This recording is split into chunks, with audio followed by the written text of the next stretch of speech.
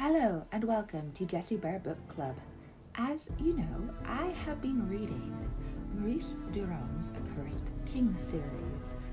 And as I finished The Royal Succession, the fourth book in the series, I couldn't help noticing there were many similarities between this book and House of the Dragon, or The Dance of the Dragons, whatever you want to call the Targaryen Civil War. George R.R. Martin has already come out and said that A Game of Thrones was inspired by the Accursed King series. So, why wouldn't he lift some other bits for the earlier history of Westeros? As well as being inspired by the Accursed King series, I know that A Song of Ice and Fire was based on the Wars of the Roses, so I had always assumed The Dance of the Dragons was based on the war between Stephen and Matilda.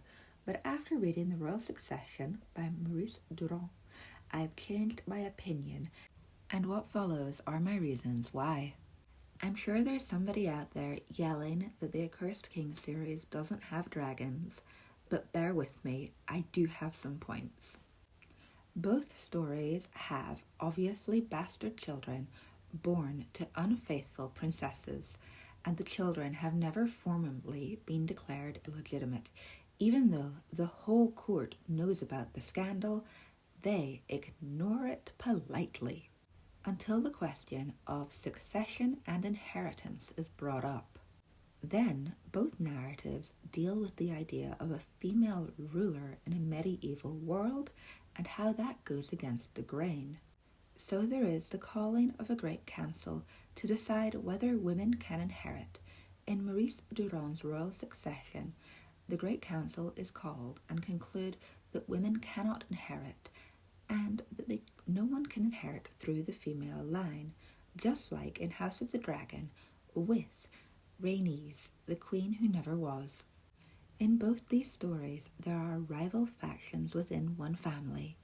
Doesn't matter whether you call them Valois and Poitras or Green and Blacks, they are struggling for power after the death of a long-lived king.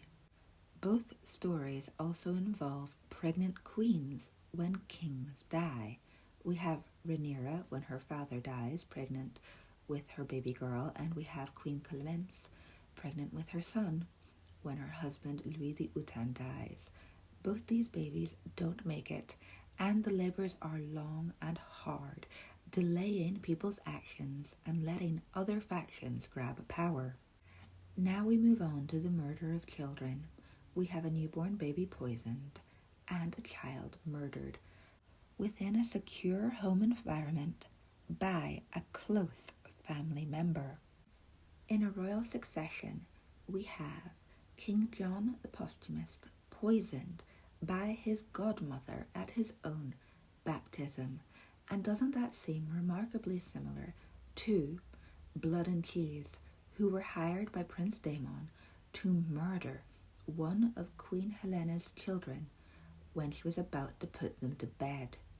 Both these actions are, of course, horrific, but they were done secretly, and I think that lends credence to my theory that House of the Dragon is based on A Royal Succession. There is also the end of the book and the open opposition of Philip the Long at his coronation by his aunt because he has excluded women from the line of succession. Doesn't that just scream House of the Dragon to you? Especially the bit where Rhaenys, the queen who never was, bursts out of the ground in the dragon pit, disrupting the coronation of Aegon II. But what do you think? I think I've stumbled upon something of great significance. George R.R. Martin has been lifting many scenes from Maurice Druon throughout his career within the world of Westeros. But what do you think? Leave me a comment. And if you like this video, click the like button. You can also subscribe. I have a full playlist of House of the Dragon videos and A Song of Ice and Fire videos. I also compare A Song of Ice and Fire characters to characters from the Wildcard universe and have a playlist all about that. So I will see you all next time. Until then, don't seize the crown illegally. Bye!